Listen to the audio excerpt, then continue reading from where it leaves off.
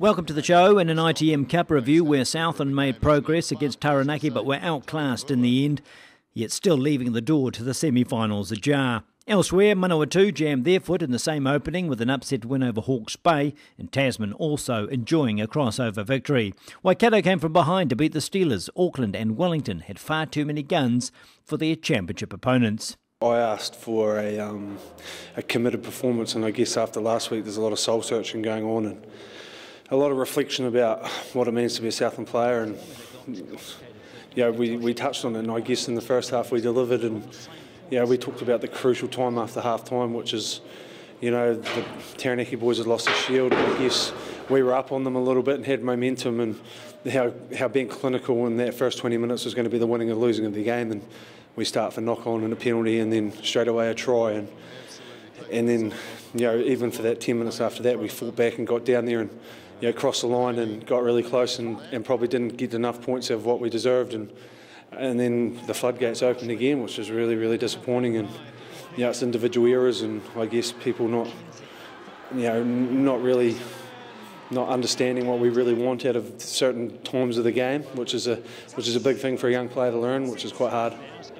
And particularly disappointing because you'd repelled them after they put a lot of pressure on the scrum and inside the 22, and you'd kept them virtually scoreless. Yeah, and that was good heart. I guess a bit of luck and good heart and determination, which was something that wasn't, which we wanted to see. And right before half time, hanging on, and our scrum got off to a really poor start, and then I thought we started to get that back into the game, and particularly after half time, we got on, we're not on top, but we got our own back there a couple of times. And the feeling for me was it was more of a matter of time about when we got some more points and keeping the pressure on. And I think a big part of that half was when we rumbled really close to the line and we weren't quite clinical enough, and they turned it over, and a big kick downfield and then another turnover. Really, the forward pack was running backwards and was lost a bit of momentum. But it's pretty tough, and I feel for our coaches. I thought our game plan today was really, really good, and we talked about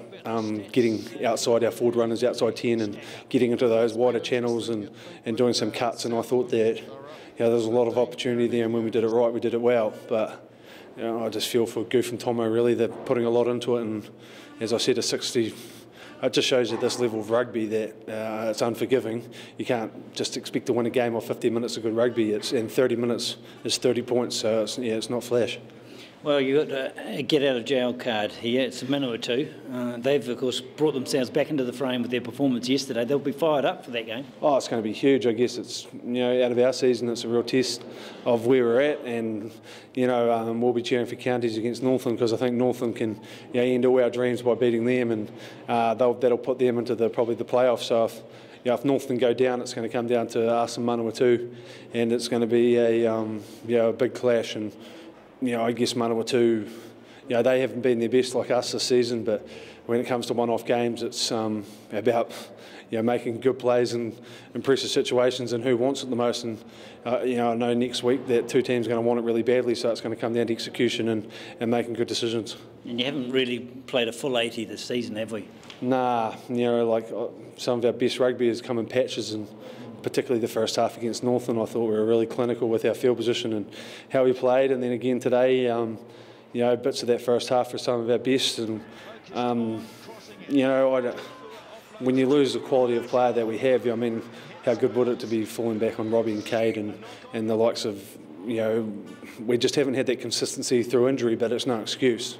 I think the forwards are starting to build into their game. We've had the same pack for 3 or 4 weeks in a row, and everyone's starting to understand their roles and do their job. So I guess we've just got to keep building, and next week's going to be pretty big.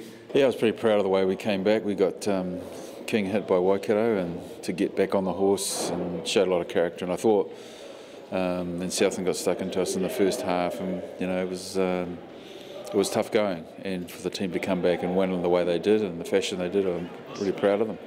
You'd have been a bit nervous with having so much forward dominance, but not being able to score points from it. No, we dominated, particularly in that first half. I think possession was quite high too, and we dominated scrums and lineouts, but we made errors. So the boys were trying, and I think once we got a bit of a buffer, then they relaxed and played. And so We just had to get over the king hit we got from Waikato and get on with trying to be an ITM contender to win this competition. And the great start in the second half, the penalty followed straight away by a try. Suddenly you're ahead. Yeah, and a bit lucky to be fair. And I think when I talked to Dave Henderson, and he's doing a fantastic job with these young guys that he's bringing through. And I'm pretty lucky because I've got a lot of experience. So so it's tough going, and particularly when there's short turnarounds for a guy like him to be able to coach. And we've discussed that. So. My hat goes off to Southland and particularly to Dave Henderson. Yeah, no, obviously very happy with the win. Obviously, we came off Wednesday night with a pretty dominant Waikato team, and we're pretty down about that. But obviously, come down here and we're after 2 points at least to make the semi-finals, and we're taking 5 away. It was awesome, so pretty happy with the win. Get a lot of verbals in the front row there? No, there wasn't too much verbals. There's a wee bit of a scuffle there at one stage, but nothing between that. Nothing. We showed the fortitude of the side because it was a bit of a flat beginning, but the second half a different story. Yeah, obviously we knew the wind would probably pick up in that second half, like it does down here.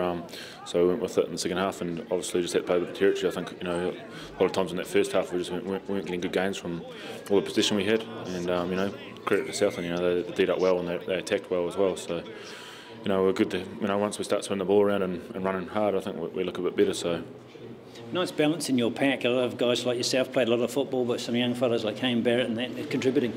Oh, definitely. There's a lot of young guys through, and that's what this competition's all about. Bringing the young guys through into that next level of Super Rugby and stuff like that. So, we're pretty lucky up there to have great depth in the squad, and the young guys like Kane and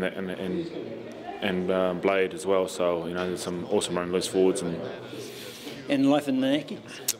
Much the same as down here, mate. Bit more rain, I think, and a wee bit warmer. But it's very same sort of community-based rugby and the supporters. It's just pretty much like down here, mate. Yeah, it's interesting. Everyone saw it, but we just talked about it then. I've just said to the guys that to grow as a team, we've got to. We talked about patience, we talked about building phases, and we talked about staying in our systems and. And we made 2 crucial mistakes. One was defensively from that line out, and the other one was a kick where we, one of our boys took it and threw it straight into their hands, and and that's 14 points, and that was the changing of the game really, and and I guess as a coach, that's what you got to get these. I guess the mix of young and old guys working together, and it's got to happen for 80 minutes, not for 55 or 40. It was the timing of those errors, wasn't it? In the first half they weren't punishing you, in the second half they did. Yeah, and it's you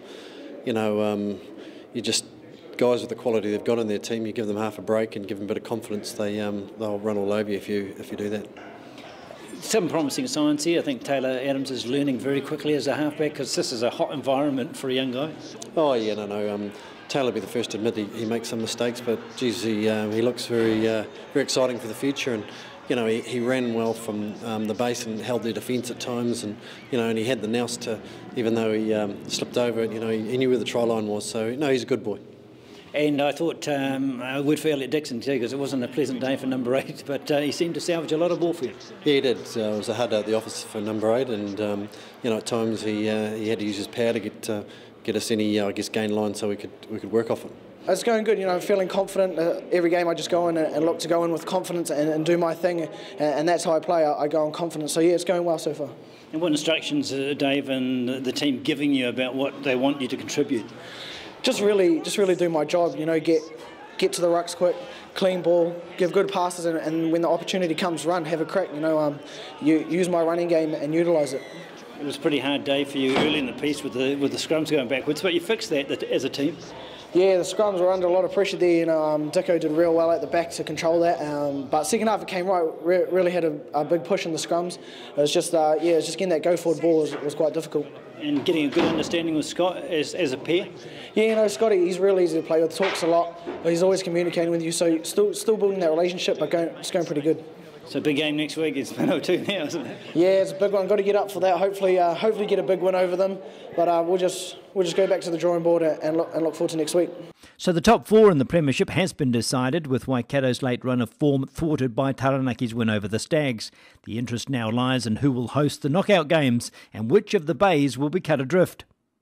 Meanwhile, Counties Manukau and Otago are assured of semi-final berths, but neither is certain of hosting one. The winner of Southland versus Manawatu will progress if Northland either lose or win and end up on the same flag points, because both sides beat the Taniwha in the head-to-heads. A bonus point victory by either team gives them the best chance, so expect a try-fest Friday night.